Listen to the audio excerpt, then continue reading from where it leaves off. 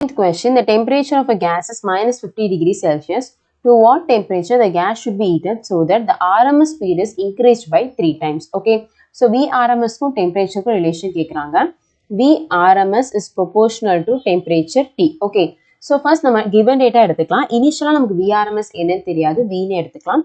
But temperature minus 50 degrees Celsius சொல்லிருக்காங்க. அது கெல்வினுக்கு மாத்தலாம். அப்போ minus 50 plus 273 னு substitute பண்ணோம்னா temperature T is equal to 223 Kelvin. Okay, so initial temperature தெரிஞ்சிருச்சு. அவங்க என்ன சொல்றாங்க, the RMS speed is increased by 3 times. So initially V இருக்கு, அப்போ 3 times increase ஆயிருக்கு. அப்போ V plus 3V னு வரும், that will be 4V. அப்போ final VRMS நமக்கு 4V வேணும் and temperature T dash என்னன்னு கேக்குறாங்க. இப்போ substitute பண்ண ஆரம்பிக்கலாம். So initially VRMS நம்ம V னே எடுத்துட்டோம். So V is proportional to root of temperature இடத்துல 223 Kelvin.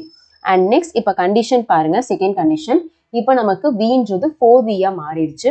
அப்போ 4V is proportional to root of temperature T.